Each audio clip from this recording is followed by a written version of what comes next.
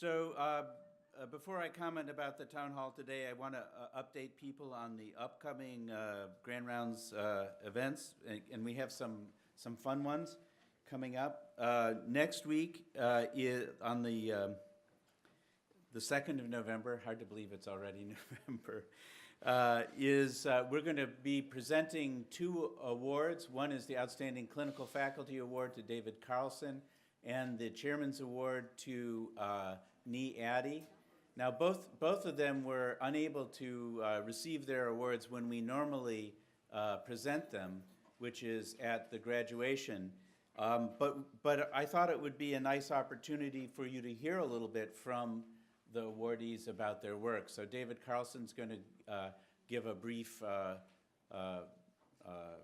make some relatively brief comments, 10 or 15 minutes, about his perspectives on clinical practice education in the department.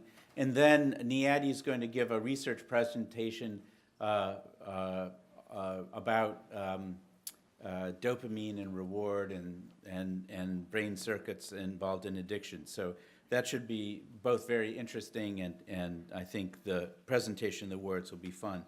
And then the following week, on the 9th of November, Joel Galanter, who has been the main inspiration of our series about one lecture a year or every other year on music and psychiatry, has invited two musicians, Peter Holsapple and Chris Stamey, to come and they'll perform a bit, but also talk a bit about the relationship between mental illness and their creative process.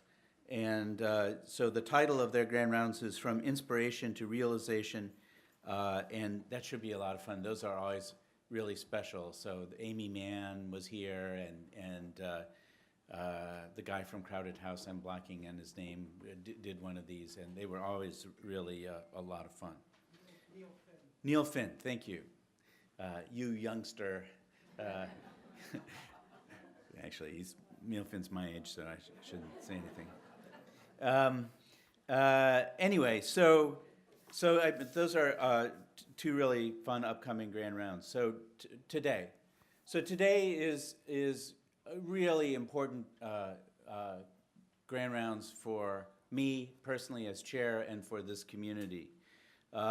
It's every year in the fall we try to have a Grand Rounds that's more of a open discussion addressing some issue related to our community.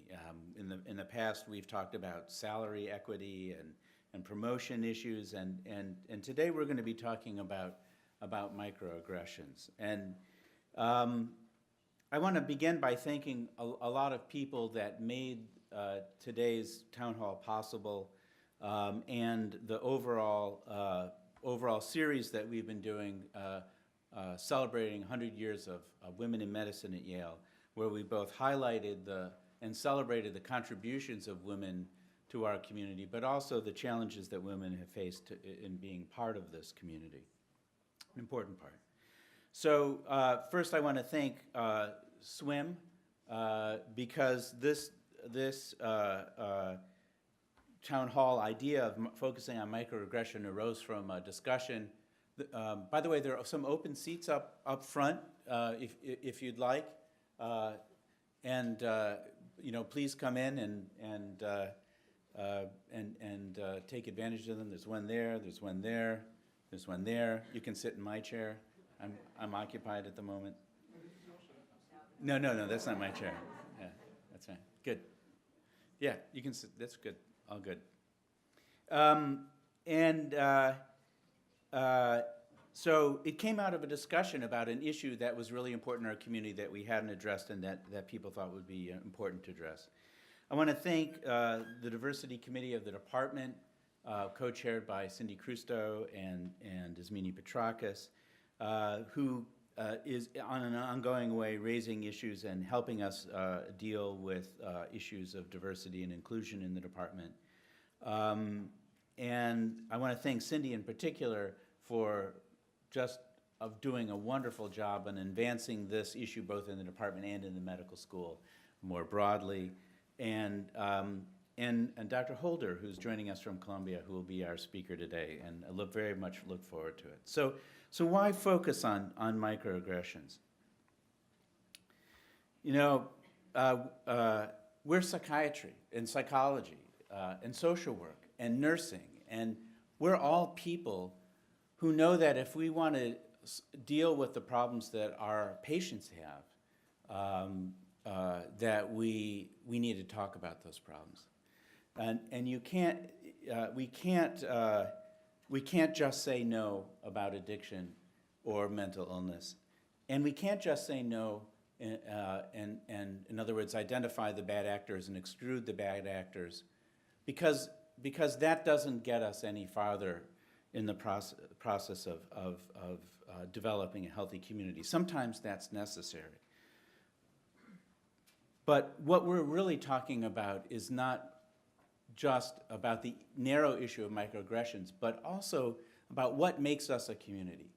And what makes us a community is the opportunity for us all to have a sense of belonging, that there's a place for us, to have the expectations that when we come to work, it will be a safe, hospitable work environment, and we will expect professionalism and collegiality from our colleagues and our mentors and our trainees. And the problem is, we're people, you know. People get stressed, and people have biases, and people come from different perspectives.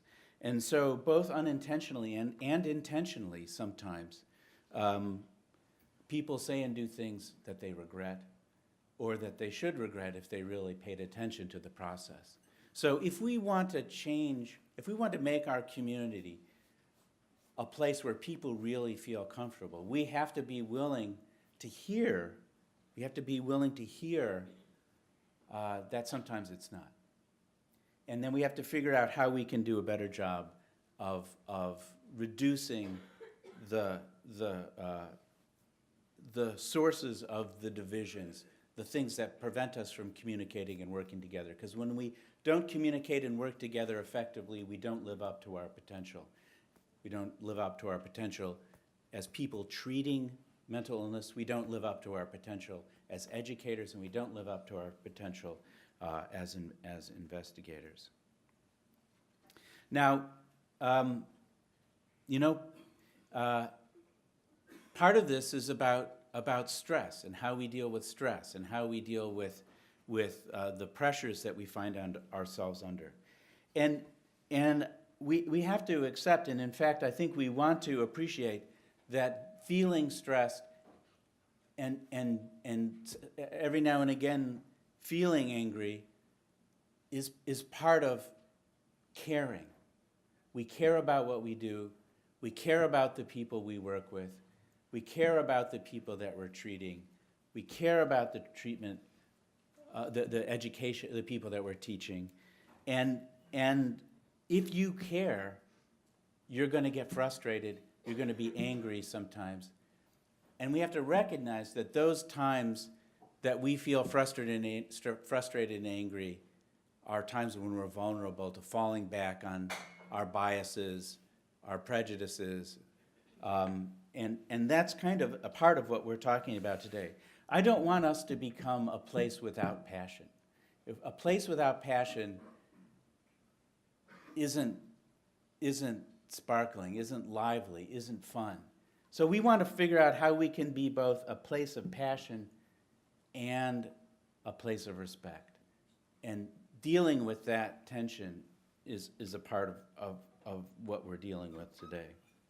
And that means we have to figure out ways of how we can do a better job of creating a culture where people aren't inclined to fall back on the patterns of microaggression, and where people, when they transgress, can find a path back to where they can be fully a part of our community. And those are all difficult and challenging things. It begins with listening and then hearing about this, and that's what we're going to try to do today. So at this point, I would really like to invite up Dr. Cindy Crusto to introduce our speaker today.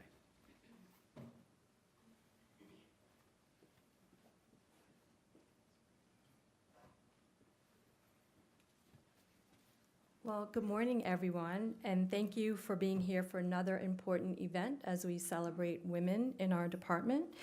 And our focus today is on the experiences of microaggressions, particularly gender-based microaggressions. We thought it would be beneficial to have an educational component to the town hall, and I want to give a big thank you and shout out to Michael Awad, who's one of our predoctoral fellows in psychology. Are you here? I thought he was here. There he is. For helping me identify our speaker today, our amazing presenter, Dr. Aisha Holder, who will talk for about 30 minutes about microaggressions. And following her talk, we'll have a panel comprised of Dr. Crystal, Dr. Smitty Petrakis, Dr. Holder, and me. And we will be able to have a dialogue and discussion, and you'll be able to ask questions, make comments in a variety of ways. Natalie Lofstra, who's a fourth-year medical or psychiatry resident, will actually manage the question and answer component. You actually have note cards in the back, if you didn't pick one up, that you can actually write down your questions and comments, and we have a variety of other ways that you can do that. Also in the audience, we have Merle Waxman, Deborah Stanley McCauley, who I believe is coming today, Chris Pittenger, and your swim liaisons. These are all folks that you can think about as resources as it relates to really a lot of issues related to diversity, equity, and inclusion. And you have several handouts in the back that describes a little bit about the resources and services and supports around these types of issues. I want to put a plug in for the speed networking event that's going to happen next Friday after Grand Rounds that Kristen Buddy, Allison Ponce, Jessica Isom, and Kima Isiubu have coordinated for us. So if you have any questions, please see Kristen Buddy. So I'm happy to introduce Dr. Aisha Holder, who's a staff psychologist at Columbia University Counseling and Psychological Services. Prior to pursuing a career in counseling psychology, she was a vice president at J.P. Morgan Chase in the corporate human resources, organizational development, and training and career advancement divisions. She also served as a human resources business partner in the consumer banking and investment banking divisions at J.P. Morgan Chase. She has co-authored articles on racial microaggressions published in the American Psychologist, Professional Psychology Research, and Practice in Qualitative Psychology journals. She's also co-authored book chapters on workplace microaggressions, published in a recent book, 2016, entitled Microaggressions Theory, Influence and Implications, and talking about structural inequalities in everyday life. She received her PhD in counseling psychology from Fordham University, MA in psychological counseling from Teachers College, Columbia University, and graduated from Spelman College with a BA in psychology. So, welcome.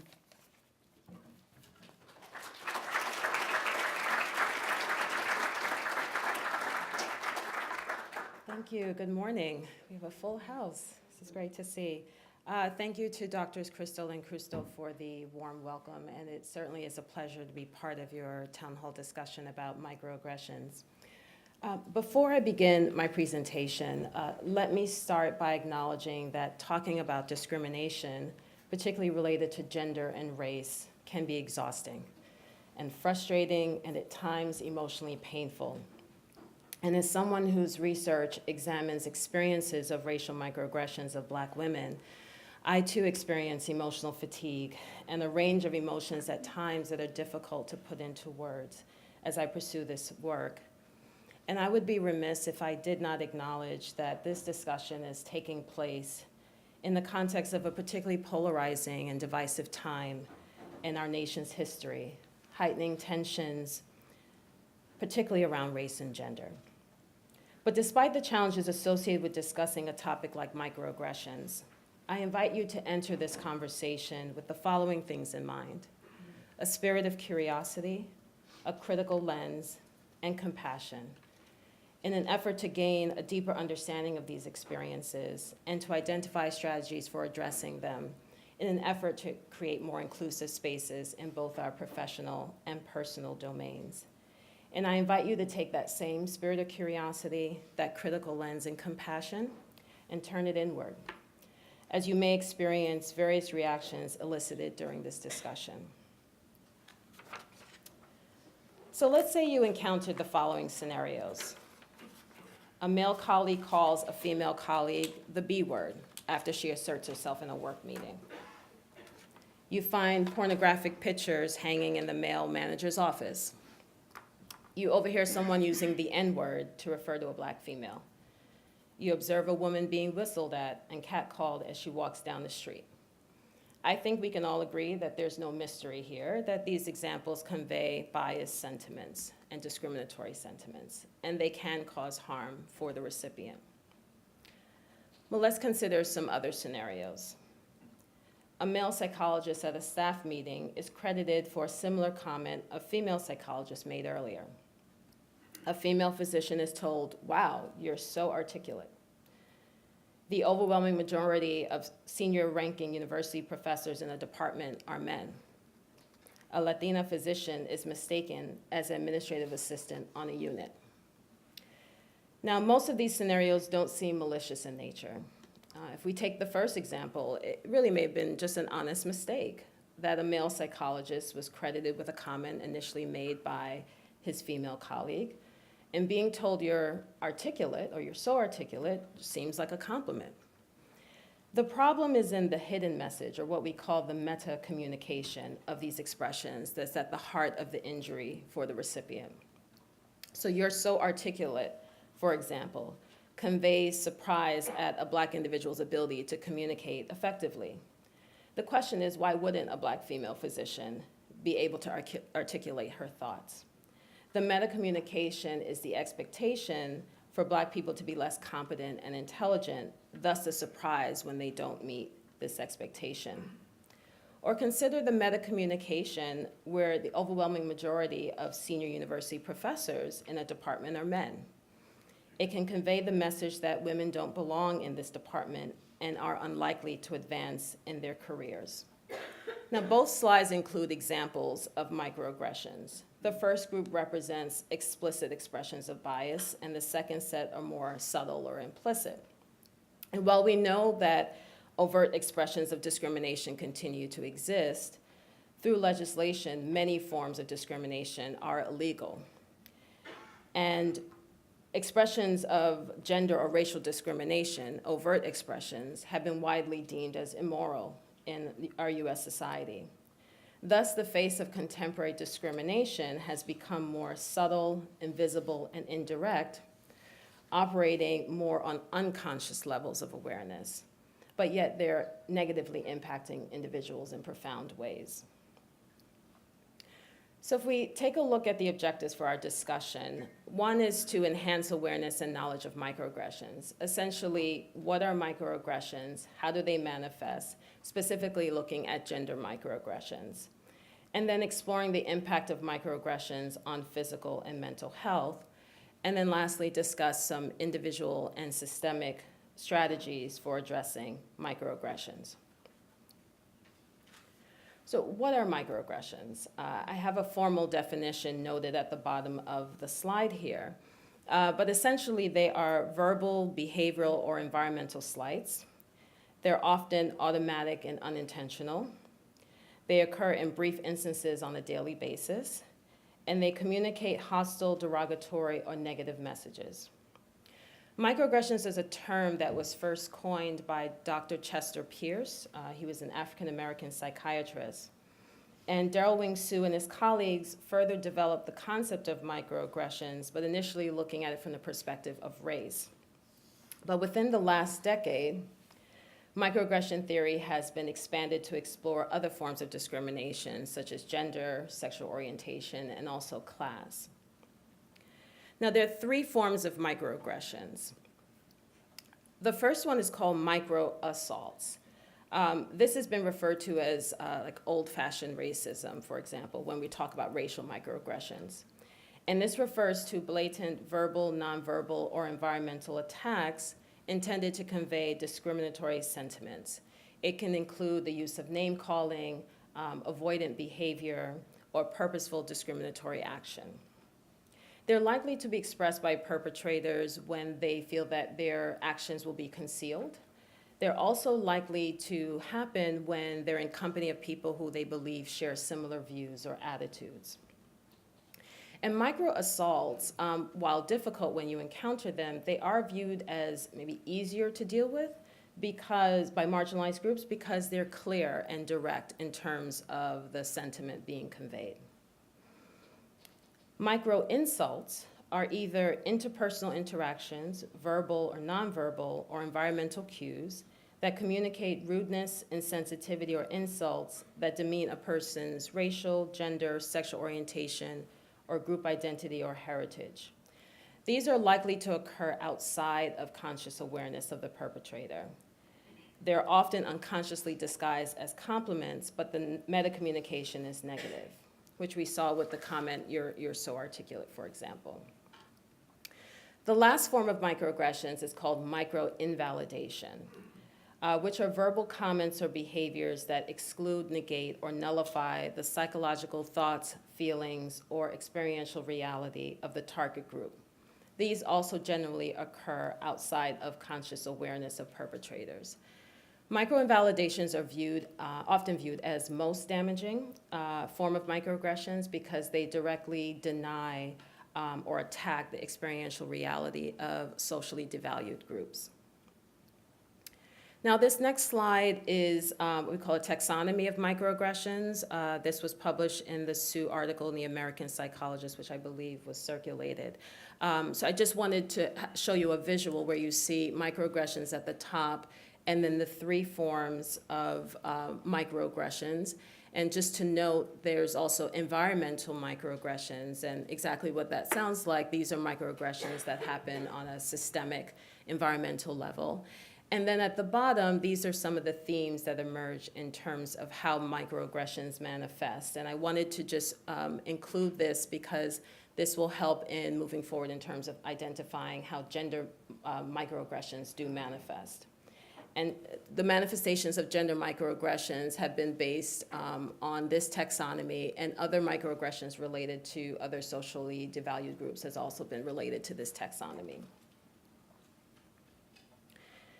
So if we take a look at manifestation of gender microaggressions, just to provide you with a definition of gender microaggressions, they are, quote, brief and commonplace daily verbal, behavioral, and environmental indignities that communicate hostile, derogatory, or negative sexist slights and insults towards women.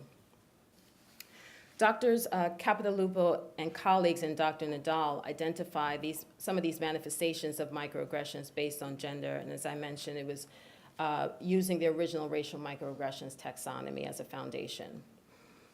So the first theme was sexual objectification, and this refers to behaviors and verbal and nonverbal indicators that reduce a woman to her physical appearance and or sexuality.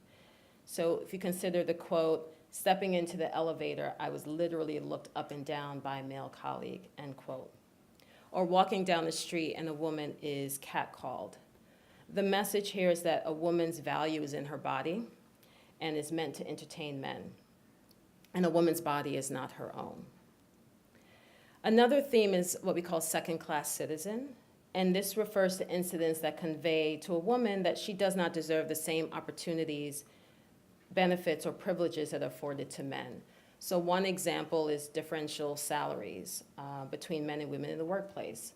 I found that the most recent research shows in the United States that women make 80 cents on the dollar compared to their male counterparts, and this was according to the Institute for Women's Policy and Research.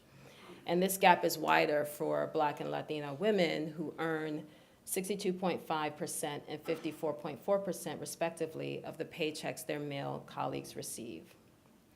Another example of a second-class citizen theme would be, let's say, the male head of a division or company does not know the names of his female employees, but knows all the names of the male employees. Essentially, the message here is that women's contributions are not as valuable as men. Assumptions of inferiority is another manifestation of gender microaggressions. And this occurs when a woman is assumed to be less competent than a man, either physically and or intellectually. So consider the example when a woman in the workplace receives performance feedback that primarily references her sweet personality and her warmth, and less about her intellectual contributions. Or a female medical student is told she should not pursue the medical specialty of her choice because it's too intellectually challenging. The message, again, is that women are not physically and intellectually capable as men. And in the first example, where a woman's intellectual contributions are overlooked, unlike when men are described mostly for their leadership or their intellectual prowess. Assumptions of traditional gender roles is also another manifestation of gender microaggressions.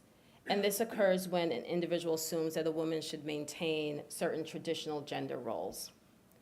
An example could be a woman is put in charge of planning the holiday party, one she didn't volunteer to plan, where other lower-ranking males in the department could be available.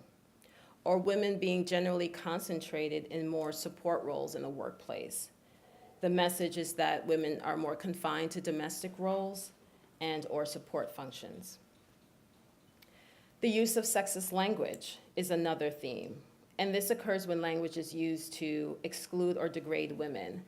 So consider how often we may use the pronoun he to refer to all people, or a male patient calling his female physician, hey sweetie, or honey. The message is that the male experience is universal, and it's permissible for men to be able to patronize women. Environmental microaggressions, as I mentioned, are those that occur on systemic levels. The way this can manifest is seeing few women in a particular profession, or seeing few women in the corporate world in senior level positions. In preparing for this presentation, I found out that only 25 of this year's Fortune 500 companies had women CEOs in 2018. The message conveys again that women are not as capable as men. And in this example of only very few women being CEOs of Fortune 500 companies, the message is that the business world is a man's world. And lastly, denial of individual sexism occurs when a man denies his gender biases or prejudice by saying, I treat women and men the same all the time, as if to not acknowledge that might have blind spots, as we all do, when it comes to certain identities. And so the message is that we don't have any gender biases, and thus not able to consider how our blind spots may be impacting how we are treating others. To move into talking about intersectionality is really important, because you can't talk about gender microaggressions without acknowledging that they can't occur independently from other social identity groups. The concept of intersectionality considers ways that simultaneous membership in multiple social identity categories is linked to interlocking systems of oppression and power and privilege. Now, a key area of exploration is this intersection of race and gender. And Lewis and colleagues coined this term gendered racial microaggressions. And they're defined as, quote, subtle, everyday, behavioral, verbal, and environmental expressions of oppressions based on the intersection of one's race and gender. Now, the majority of intersectional research on racial and gender microaggressions has focused on African American women. And my research had looked at experiences of racial microaggressions and coping strategies among senior level Black women in corporate America. And I just wanted to share some of the microaggressive themes that emerge, and I'll highlight a few just in the interest of time. One of the themes that emerged was stereotypes of Black women, what we call the ascription of intelligence, where many participants talked about having to deal with being undermined or second-guessed related to their intellectual abilities, and that this experience was pervasive. If you think about the intersection of race and gender, that gender, for women are, one of the stereotypes is that women are not intellectually capable, but that's also a stereotype of African Americans as well, is that they're intellectually inferior. And so that intersection of the race and gender and not being able to tease apart what is operating here, because it's really the intersection of both that shape the experience, is one of the things that was highlighted. Being seen as aggressive. So one, not conforming to traditional gender roles as a woman and being docile, but how the role of race and being African American plays out in this particular theme in the stereotype of African Americans being viewed as aggressive or violent. Some of the other themes I'll just note very quickly was around exclusion and invisibility, which were also prominent themes, and this idea of the universality of the Black experience and being seen as the spokesperson. And so there are other women of color who also experience microaggressions that are informed by their race and gender. For example, in a study of Asian Americans, women reported feeling exoticized by men, viewed as subservient and sexually available to servicemen. And they describe how often they felt that men viewed them as trophy wives or girlfriends. And Rivera and colleagues found in their study that Latina women experienced microaggressions, which people, particularly men, assume them to be like sassy or feisty. Now, one of the criticisms of microaggressions is that they represent minor offenses and that they're trivial in nature, that they are small slights. However, in recent years, the study of microaggressions has highlighted negative implications of these experiences on people's health. If you think about, it's really been 10 years where you've seen a lot of development around racial microaggressions research. And in examining the impact of microaggressions on physical health, this is really an area of research that's in its early stages. There is a dearth of literature examining negative influence of microaggressions as a construct on physical health. But Dr. Kevin Nadal, who's really a pioneer in the area of microaggressions, published a study last year. And it's one study that does examine the relationship between racial microaggressions and physical health problems. And this exploratory study suggested that being a repeated target of racial microaggressions is connected to poor physical health.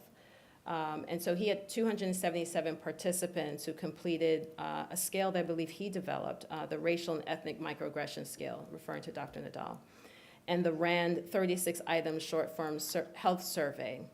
And this study found significant negative correlations between the cumulative experiences of racial microaggressions and 7 of the 8 scales of this health measure that was used in this study. Now, while I'll note that the effect sizes were small, the results do provide some preliminary support that there is a significant relationship between racial microaggressions and health. The findings suggested that more microaggressions experienced by an individual, the less they were able to fulfill various roles and obligations due to increased physical difficulties as well as emotional difficulties. And one's energy levels, emotional well-being, social functioning, and pain were also significantly negatively correlated with one's overall experience of microaggressions. And lastly, the experience of microaggressions was negatively correlated with general health perception. Now, the majority of research on microaggressions in terms of impact has focused more on mental health, that this ongoing processing and responding to microaggressions does have implications in terms of mental health. Experiences of microaggressions have been noted in the Wang study. It was proposed that racial microaggressions are different from general interpersonal slights. That's one of the criticisms, is that this is no different than a snub that everyone encounters. But they indeed wanted to show that they can be harmful, and if participants experience it as subtle racism, when they believed it had occurred because of their race. And so 172 self-identified Asian Americans were presented with 12 seemingly innocuous, subtle discrimination situations, one at a time on a computer. So one example was, I'm on a bus and I notice a woman getting on the bus. There are 2 seats left open on the bus, and the woman decides not to sit next to me. So what might be the reason to explain that scenario? It was like one of the examples of the racial microaggression situations. Participants then explained why they thought the situation occurred by rating the likelihood the situation was due to their gender, race, age, height, weight, and social class. Participants then rated their emotion intensity in areas such as anger, contempt, anxiety, and sadness. And the findings indicated that participants reported greater negative emotion intensity when they believed that they encountered a situation because of their race, even after controlling for other potentially social identity explanations. And microaggressions have also been associated with poor mental health indicators, including levels of anxiety, depression, and lower self-esteem. Now, if we look at the impact on gender microaggressions, this is also an area that's in its early stages. But we look at the themes that we just reviewed, some of them around manifestations of gender microaggressions, to get some sense of what the impact on mental health might be. So one, sexual objectification, which was one of the manifestations of gender microaggressions, can contribute to the development of eating disorders and body image issues. Women who reported gender microaggressions related to second-class citizenship were also likely to experience maybe more anxiety and body shame. And then also when we look in the context of the therapeutic process, there was a study that found that clients' perceptions of gender microaggressions can negatively affect the working alliance, which they argued that can then in turn negatively affect the therapeutic outcomes. So overall, there is growing evidence that microaggressions exist and that they impact individuals in negative ways. But we'll acknowledge that going forward, there is a need for more empirical research that spans disciplines, that employs both quantitative and qualitative methodologies to investigate microaggressions. Much of the research on microaggressions has been mostly around qualitative, but certainly recognizing the importance of having quantitative methodologies as well. But both are important to better understand the complexities of these experiences. I want to now turn to identifying some individual interventions for dealing with microaggressions. Now, there are clearly some microaggressions that are obvious, and then there's some that are not as obvious. And that is sort of the nature of microaggressions, is that they can be ambiguous and subtle in nature, and they convey multiple messages. So the fundamental question one asks is, was that a microaggression? And one strategy for attempting to answer this question is to engage in what we call hypothesis testing. And this involves considering the dynamics in an interaction, exploring our own blind spots, looking at the duration or the frequency of the behaviors. And you consider all of this, both on a cognitive level, psychological level, can be energy depleting. And you think about how quickly sometimes this has to happen in deciding whether you might respond or not. Another strategy is called a sanity check, in quotes. This involves engaging family, friends, your trusted colleagues, following a microaggression as a way of checking your perception of the microaggression, did that just happen? Because of the nature of microaggressions being ambiguous at times. So it's a way of testing our perception as to whether this incident was discriminatory. It also helps to reaffirm one's experience of an incident. And so the process of the sanity check is a way to help communicate that one is not alone and that there are others in their community who might have experienced similar situations. The next question is, should I respond to this microaggression? And here's some things to consider in thinking about this question. One is to assess the potential risks and consequences. It's important to be able to respond to this question by considering what kind of risk would I be taking if I did respond to this microaggression. The first thing that comes to mind is considering our physical safety. It may not always be safe to respond to microaggressions if it compromises our physical safety. You also want to think about, could there be a risk to my employment? What if this is a microaggression that's committed by a manager or senior leader? So being able to identify risks and consequences is important in your analysis around your decision-making process as to whether you respond to a microaggression. That goes hand in hand in assessing power dynamics. Are there any power dynamics in this, if it's an interpersonal situation? The implications of responding to your manager are certainly going to be different from the implications if this person might be a direct report, which is going to be different when you don't even know the person and there's no relationship. So assessing power dynamics is important. Determining your desired outcomes. What do you hope to achieve by responding to this microaggression? Might you want to convey the emotion that was elicited from the microaggression? Is it your intention to educate the perpetrator of the microaggression? Maybe you think this conversation will help to strengthen the relationship you have with this person if it's a colleague. But having a sense of what the desired outcomes are is important. And then, again, seeking support. And you'll see the idea of seeking support throughout these different sections because it's paramount. It's important to solicit thoughts from people that you trust about how to proceed. Because there are implications if we respond, and also if we don't respond, what we're left with in terms of feeling that I didn't respond to being insulted. So that leaves us feeling confused and frustrated and angry, and those are feelings that are internalized. So whether you choose to respond or not, it is important to get feedback from people you trust. And then determining how you will respond. One is to ask a person to elaborate. What did you mean by that? Or how so, right? Getting a person to elaborate further. Challenge by offering different ways to look at the situation. Like, could there be another way of looking at this? Or imagine if you were in this situation. Helping a person to understand a different perspective. Also, communicating how the microaggression made you feel. There's nothing wrong with doing that. And I think it's how well you do it, what things you do to do it as effectively as possible. So using I statements is important when we're communicating how we feel. Also to address the behavior and to not attack the person.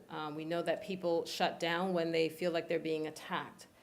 They become defensive and there's a breakdown in communication, particularly when we're talking about race and if the thought of being called the R word. So addressing the behavior and not the person, attacking the person is important. Making the distinction between intent and impact is important as well. As we know, microaggressions at times occur on an unconscious level, and so people can be well-intentioned and still commit a microaggression.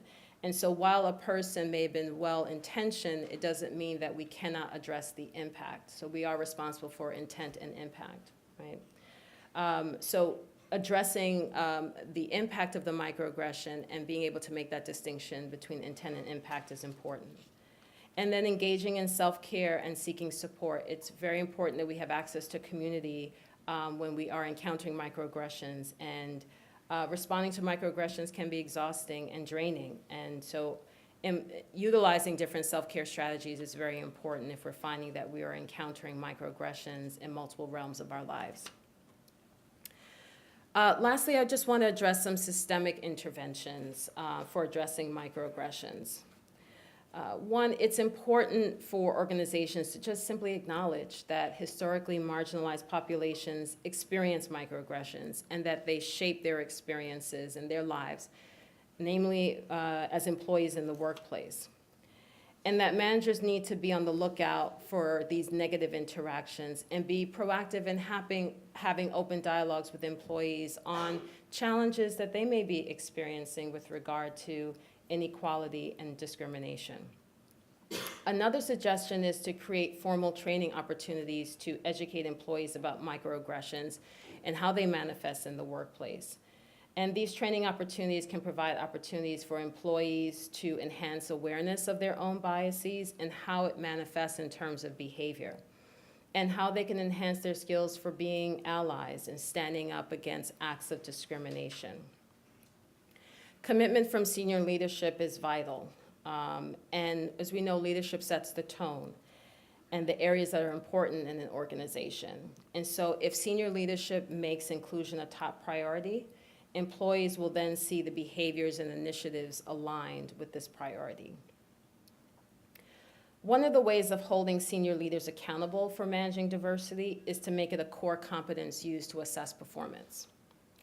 Senior leaders' ability to effectively manage diversity should be directly tied to their promotion and compensation. Organizations need to reinforce that effectively managing and developing a workforce and managing and facilitating inclusion is an integral part of leadership. Another consideration for addressing microaggressions is to utilize objective, transparent, and measurable indicators to determine performance and promotion decisions.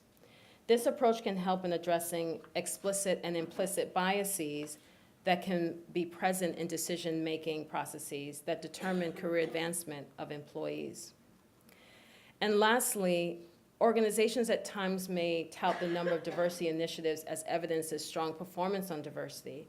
And while diversity efforts are vital and they're critical, performance should be viewed as strategically as core operating functions in a division. So it's important to have a clear vision about what diversity looks like or success looks like, defining metrics to track progress, and commit monetary and other resources towards initiatives that produce results for fostering inclusion and respect. In closing, I want to reinforce a sentiment that I shared at the beginning of my presentation, that talking about microaggressions and other forms of discrimination can be difficult, exhausting, uncomfortable, and at times even painful. In spite of this, engaging in a lifelong process of uncovering our biases and understanding our lived experiences, as well as those of others, is a necessary journey for experiencing the fullness of our personhood and the richness of relationships. It can also be liberating and healing in acknowledging and naming our experiences of microaggressions. And I thank you once again for the opportunity to be part of this vital discussion.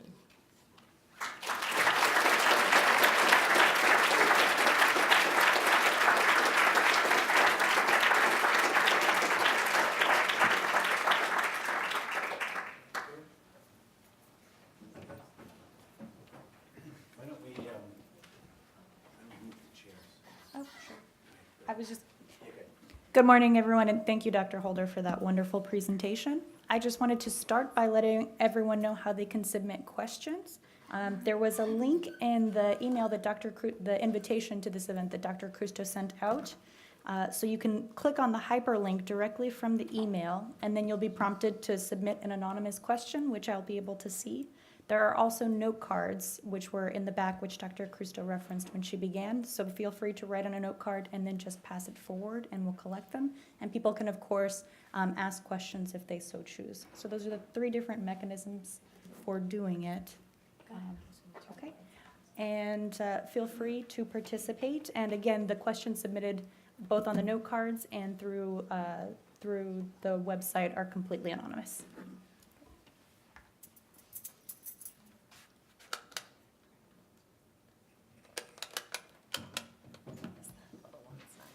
Go. Do you want to get this one up?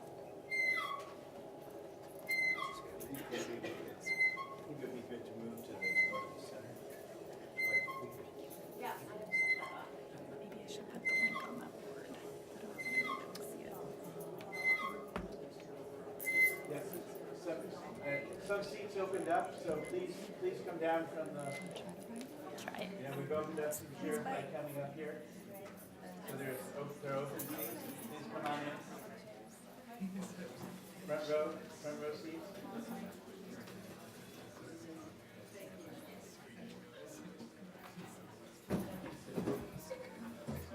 Be more comfortable. Seat over.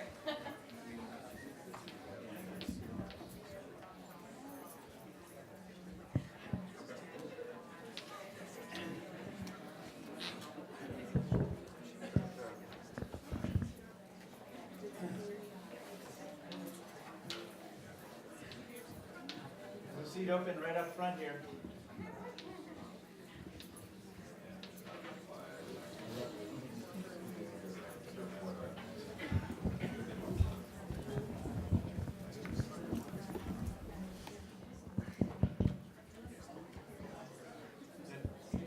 Right here, with the coat on, right there. Perfect. Question. Another question? You got the question? So we haven't had any questions submitted yet online, and I don't see any cards yet. But we did have one question that was submitted in advance, which we can begin with. Perfect.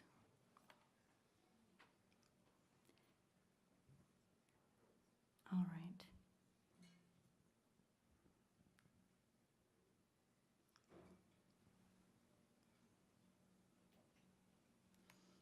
Apologies, some technical difficulties. I think we remember the question. The question had something to do with what is the relationship between microaggression and moral Moral licensing. Yeah. licensing? You want to address that?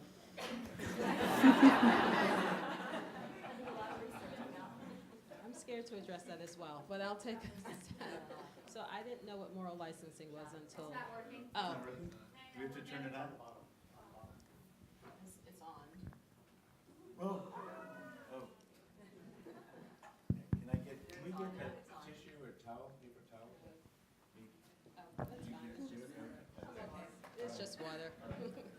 Sorry about that. No, it's fine. So moral licensing, as I understand, is that we're more likely, if we engage in a moral act, then we can excuse ourselves later on by engaging in an immoral act.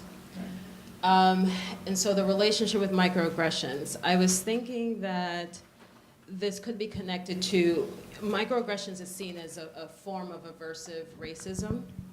And one of the components of aversive racism is that we really cling to this notion that we are good, well-intentioned individuals who ascribe to egalitarian values. And so this idea that I did something really good here, I might have then do something bad over here is because I need to cling to that self-image that I am morally good. So I may say something derogatory about black folks, let's say, but I have a black friend. Was one of the things I saw was related to this moral licensing.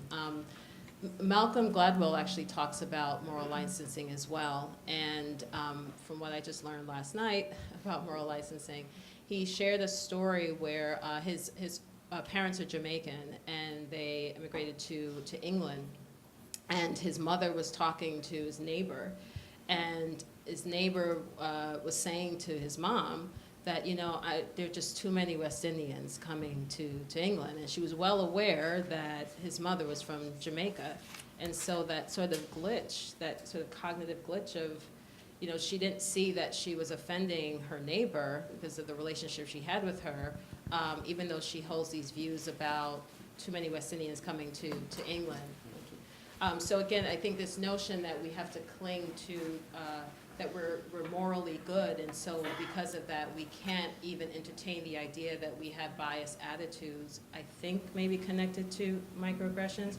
And I'll just say, lastly, I think there's a dehumanizing process that happens that allows us to do something that is morally good and then do something that is so vile. If I don't see a person as human, then I can excuse that behavior. It's just some initial thoughts.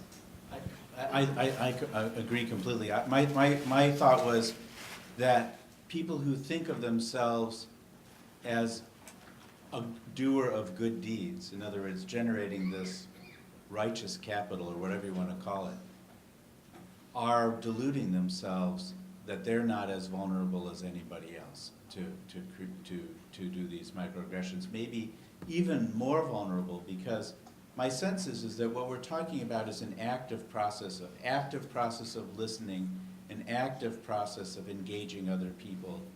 And I think this idea of moral license is that it lets you off the hook from being engaged in this active process. And I think we can all think of examples of people who acted very well in one part of their life, but in another part of their life, not so well. Thank you. So we have questions streaming in. The next question is there evidence that responding to microaggressions, either individually or systematically, improve the negative mental or physical health impacts of microaggressions?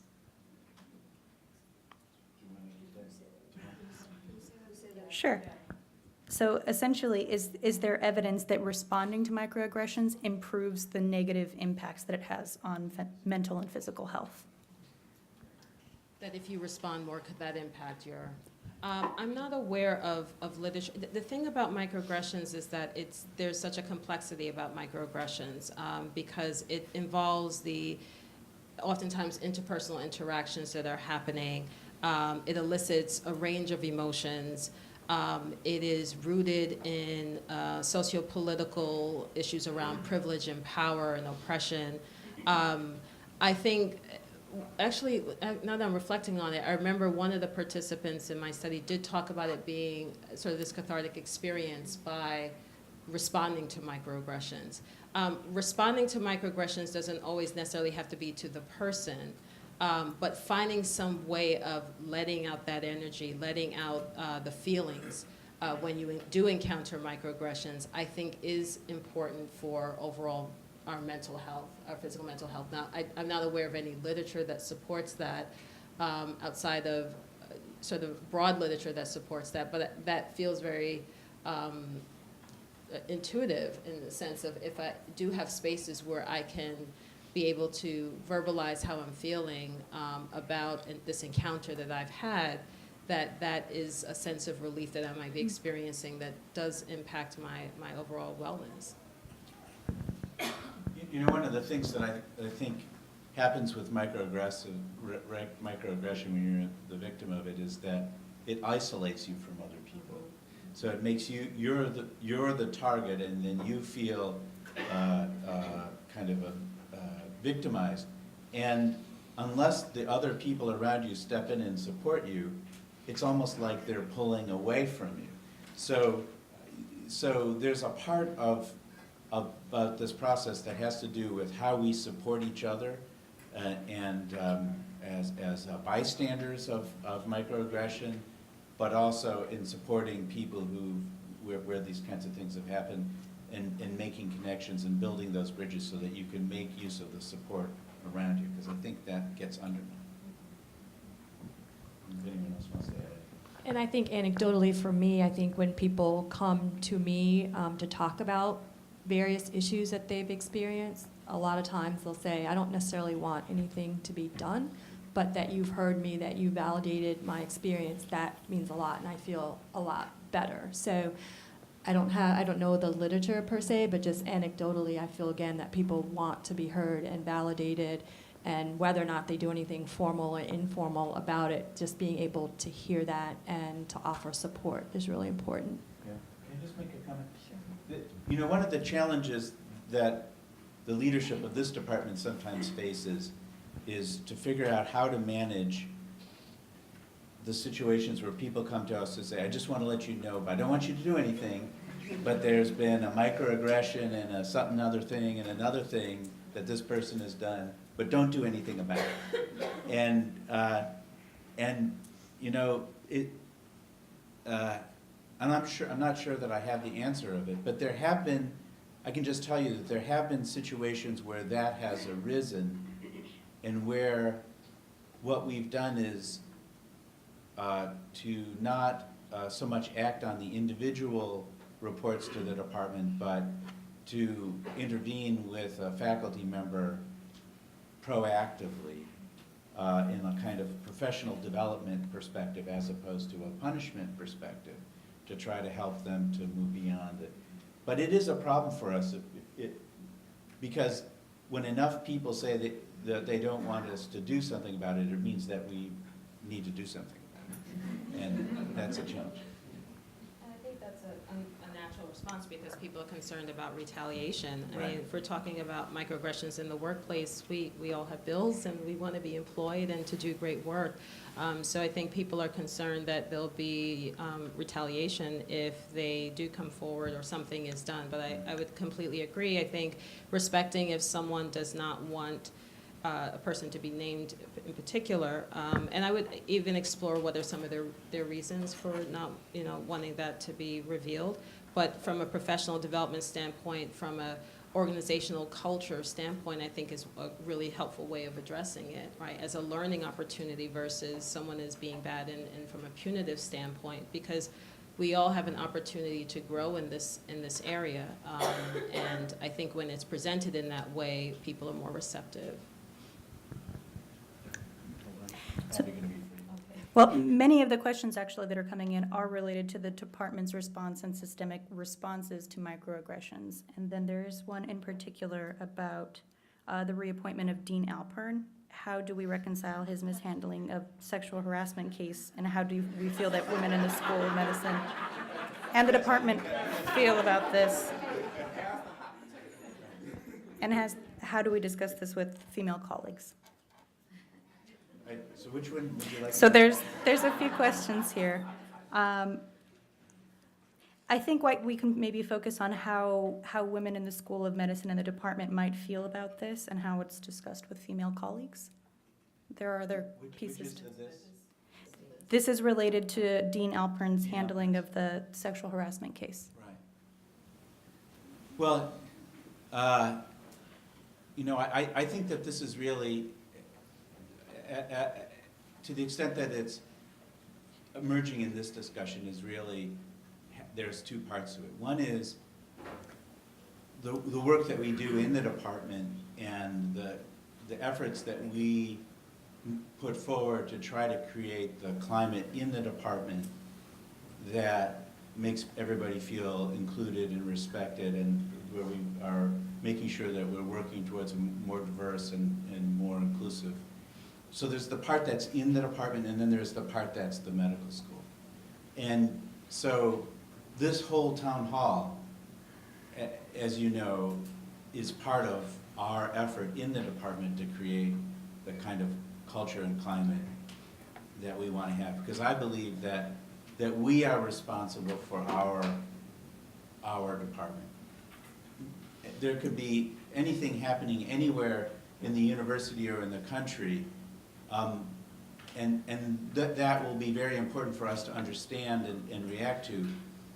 But we decide what's our department, and we decide what culture we're going to have. And so it's really important for us to be engaged together in figuring out what kind of climate we're going to have and then work towards that. So that's one part of it, and we can come back to some of the ways that we can do that. The other part is about the climate of the medical school and the university. And I think this is a really important time because there are more opportunities to be engaged and have your voice heard wherever you stand on the issues related to the dean's reappointment or the handling of the Simon's case or other issues. Because, believe it or not, the medical school community is your community as well. So there's the faculty advisory committee, there's SWIM, there's more, there are opportunities for you to participate in giving feedback both to the dean and to the president of the university to make sure that your voice is heard. And so my sense is that this is an opportunity to have an impact on the climate of the university by giving your feedback directly to the president of the university, who has invited you to do so, or to have other kinds of ways of gathering with colleagues and across departments to address the issues that are of common concern in our community. So, you were talking earlier about the national political issue, which is making people mobilize to become more active politically.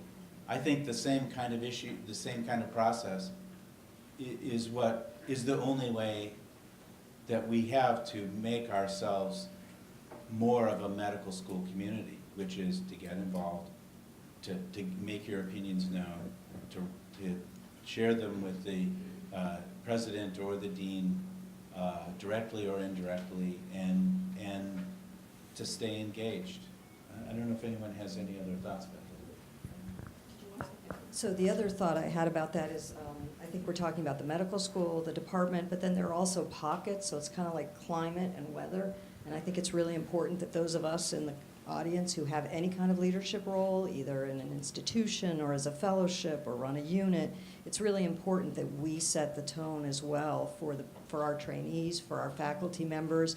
And I do encourage people, the president did ask for feedback, so if you have issues about the dean. I think that's important to try to influence the whole medical school culture, but there are also things that we all can do locally, and I think it's really important that we do that. Not that it negates the overall culture, but I think those are important aspects as well. Okay. Yeah, I was going to say, I think as leaders, it's very important to think about, what constitutes inclusive behaviors. When we think about on a day-to-day basis, how are we manifesting those inclusive behaviors? In what ways are we creating an environment where people can be their authentic selves, where people can feel respected, where people can feel that they have talents and abilities and they want to contribute, and to what extent is there equal playing field for people to do so? So I think daily considering those things is really important, and not, as we used to call it, sort of the flavor of the month, right? That we're going to talk about diversity here and this month or that month, but that it's, again, an integral part of how we do business, how we operate. It's just completely integral to how we function. And when that is the case, I think the climate, the culture does change, and you see movement in a positive direction in terms of the climate and culture of an organization. I think we have an audience question. Yeah, thanks for the comments. I think it's lovely that President Salovey asked people to give feedback on the appointment process, but the manner in which he's done so is not one that empowers people to actually give that, because he's insisted that individual faculty members have to email the president of the university on their own, and it completely ignores all power dynamics, that junior faculty might feel uncomfortable doing that. And I've heard many faculty say they don't feel comfortable emailing the president to complain about their dean. So that's a great idealized process, but I'm curious if you have thoughts on how people may be able to express their opinions in a safer way, and whether the department might have a role in helping people express opinions. Because I've heard many of our faculty members say that they're not comfortable, but they also don't feel comfortable responding. So I know that this is, the issue is that if you send an email to the president of the university, your name is on the email. That's the main concern.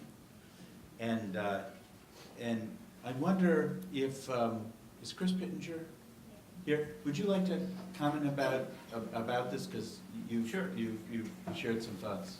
I want to say your role. Yeah, so I'm on the Faculty Advisory Council. I'm actually the chair-elect of the Faculty Advisory Council. And in that role, we brought precisely this issue to the president's attention when his call for confidential feedback first went out, which is not going to get fully representative feedback of all aspects of the faculty, especially junior people and those who feel disempowered may feel unsafe doing that. And we know that to be true, anecdotally, broadly, anecdotally. And the president was not, so we've had a back and forth email exchange, and actually the chair of the FAC and I met with the president on Wednesday to discuss the issues around this process. And we reinforced that he has not been enthusiastic about encouraging anonymous feedback for a couple of reasons. One is he finds it more difficult, he finds it more difficult to interpret what that means, if he doesn't know where it's coming from in the context. Then there's some truth to that. He acknowledged that there may be faculty with strong views who are unenthusiastic about sharing those with their names attached. Though he reinforced over and over again that these things are confidential, no one other than him will ever see them, and we reinforced to him that that's not going to convince everyone. Chris, has the FAC thought about being a We clearinghouse? proposed to him that we would serve as a clearinghouse, Right. where people would submit anonymous or preferably non-anonymous feedback to us, but then we could certify that, yes, this is coming from a faculty member, maybe provide some demographics, we never got into these details, and then pass it on as unattributed but certified feedback to them. So that's precisely what we proposed to him almost a month ago, Yeah. and he was not receptive to that. So, But I will say two things. So what he has said is people can send him feedback by email or by letter. You don't have to put a return address on a letter. So that's one observation about the process that he offered that I will make. And the other observation about the process that I will make is, although we were not encouraged to solicit that people submit feedback to us, if anyone were to submit feedback to us, we would be remiss as our representatives of the faculty to not pass that along in whatever way seemed appropriate. Two observations. And I'll also say, even though in an email where we sent out an email encouraging people to submit, and on that we put the date, he will be accepting feedback until at least October 5th, which is what he told us. As of Wednesday, he's still accepting feedback and had not, and intended to sit down and systematically go through everything at the end, and we weren't at the end. Right. So I like your solution, Chris, which is that the FAQ is not discouraging from people from sending comments Not and encouraging, because he told us not to. It's not discouraging. And let me tell you why, because either way, that psychiatry is the department that sends its ringing endorsement, its faculty is ringing endorsement of the dean, or its a strong criticism of the dean. This isn't really a department issue. This is a medical school community issue. And the department isn't the right, I think the department is the right unit to work on its internal culture, but it's not the right unit to provide a representative, a statement that's representative of the medical school community. I think the FAC is a better agent for that.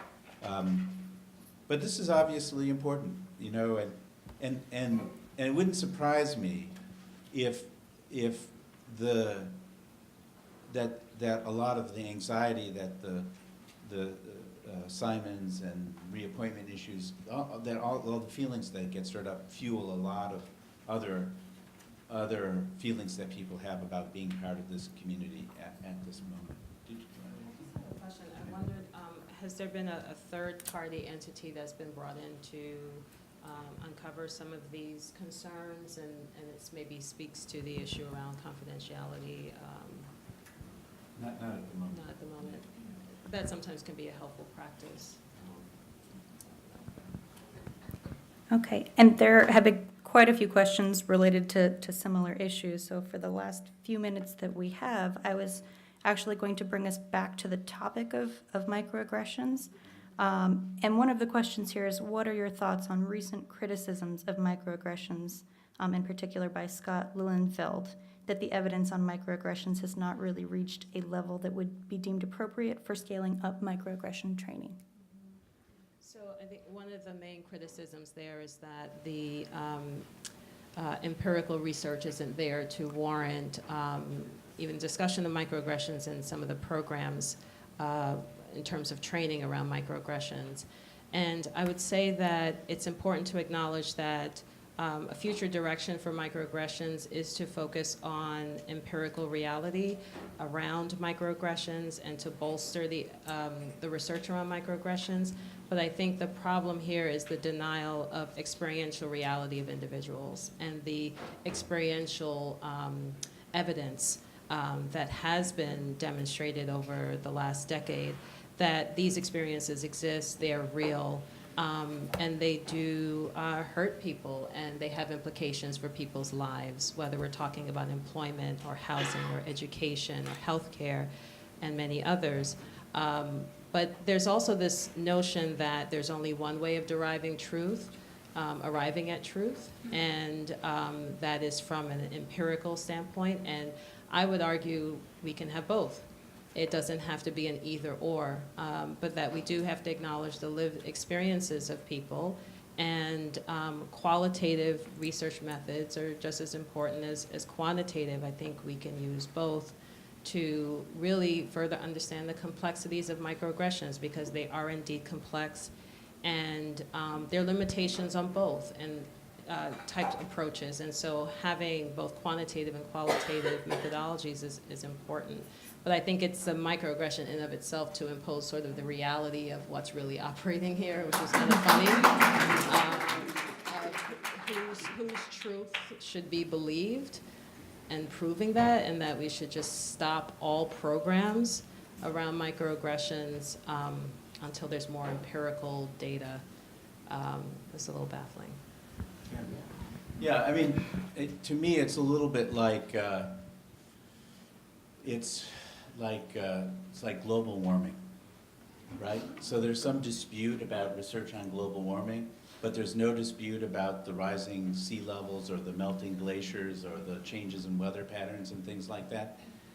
And so from where I sit, I'm dealing with the rising sea level, the melting glaciers, and the changing weather patterns. And whether or not I call it microaggression or not isn't, for me as the chair of a department, the important issue. The important issue is that there are these tensions that play out in our community that we have to deal with, and we need some way to talk about it. And microaggressions is really, I think, a helpful way, because people have done a lot more research on microaggressions as a way of dealing with the difficulties that people have communicating with each other effectively and respectfully than the alternative.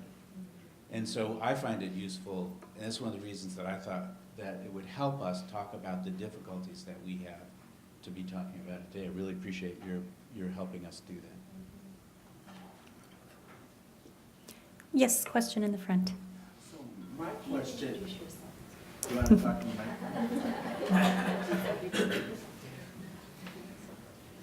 So my name is Darren Lattimore. I'm Deputy Dean for Diversity and Inclusion, and actually I've done some research in this area, so excellent presentation, thank you. And one of the things that I thought a lot about is the unconscious bias part. So I'm not talking about micro assaults, because I don't think that's unconscious at all. So the insults and invalidation. Do you think that you can get someone to change their behavior as far as doing microaggressions without getting them to really dig deep about the bias itself? Can I just change the behavior, or do I actually have to change the mindset? I think that we have to start by looking at our biases and our blind spots, because I think that informs the behavior oftentimes. So engaging, and that's why I emphasized in my closing remarks that it's a lifelong process of uncovering our biases and our blind spots. We are conditioned. We're social animals. We're conditioned. And thinking about what are my unconscious biases and attitudes, and how does that play out in terms of behavior, I think just even the question and enhancing our awareness about how that might manifest is a way that we can then start to change our behavior. I'll share an example with you. I remember being at Teachers College as a graduate student, and I was on the train with a colleague of mine on the research team who is a lesbian. And I remember we were on the train talking, and I had this thought, what if people think we're romantically involved? And just the thought of that and questioning, well, what would be wrong if people thought we were romantically involved? It was that moment I was embarrassed to think that, but to really kind of move into that feeling and that thought of, well, there's some bias there. There was some bias there about around sexual orientation that I don't think I was really aware of.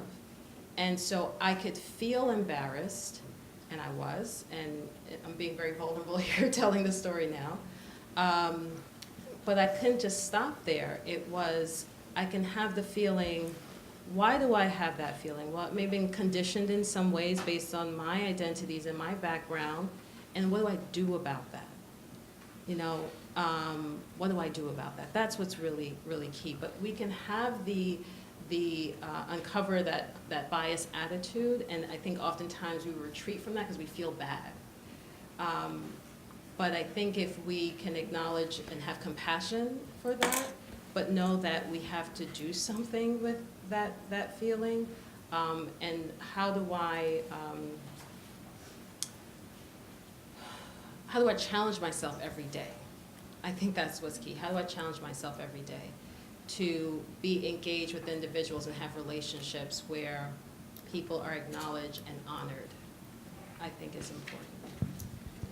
So So, Darren, your question is a perfect one for this room, because this is a room full of people who spend every day changing people's behaviors, helping people to change their behaviors in positive ways, and to think about themselves and other people in different ways. And there's a lot of expertise here about how you help people to be motivated to make change, motivational enhancement kinds of treatments, and how we help people to change habits, for example, addiction or other kinds of habits. And I bet there are people who would be very interested in working with you around a program that would take some of these technologies that are from treating obesity or treating addiction or treating other kinds of things and adapt them to deal with this kind of bad habit. If you will. Yeah. I think having said that, framing it that way makes me think that maybe both have to happen, because not everybody's going to be as psychologically minded or willing to do asking themselves about things as you are, for example. And if you really are going to change things on a global scale, I think you have to do both, because there are some people who are not introspective, and yet you want them to come along too. So waiting for people to, identify the issues may be not good enough for some, and yet for some people it's a better way to go. Great. Please.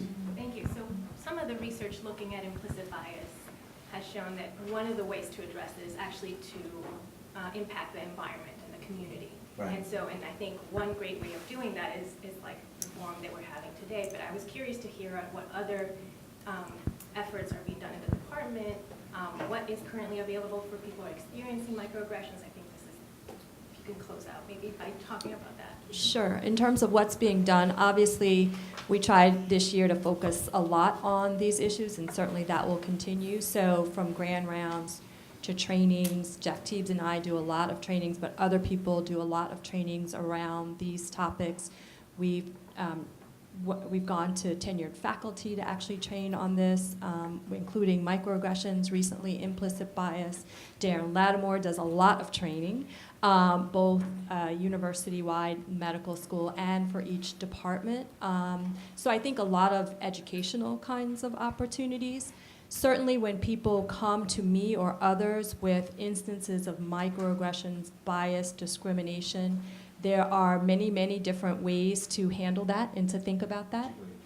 Yeah, we have Merle Waxman here, who's one of the Deputy Title IX coordinators, as well as Darren Lattimore. So you have some handouts in the back that sort of detail a lot of these offices that are and resources that are available to help you. So there isn't one process for dealing with these issues if they're brought to me or the Chief Diversity Residents or to Darren or to Merle. There's sort of multiple different ways that they could be handled, but just to know that for the person coming forward, we really respect what you want to have happen. And sometimes that's nothing. I fear retaliation. Sometimes that's more of an informal process to talk to people, to understand what has happened, what has occurred, what kind of accommodations might be able to be made, to more formal processes where there's a formal investigation. There are other bodies and entities at the university that can help with that. But just know that anyone coming forward, we really want to respect your confidentiality and what you would like to see happen, but that there is action to rectify and to make accommodations where appropriate. We're trying to do a lot with mentoring. Folks talk about the lack of opportunities, particularly for women and underrepresented racial ethnic minority groups, lack of formal and informal mentoring opportunities. And so we're trying to think of different ways to actually promote that within our department. One is the networking opportunity next week. Recruitment and retention. What does it mean to recruit a diverse candidate body? Where could you go to do that? Darren Lattimore has been really helpful to us with that, with identifying places where we can post and ways and different ways that we can think about getting job advertisements out there.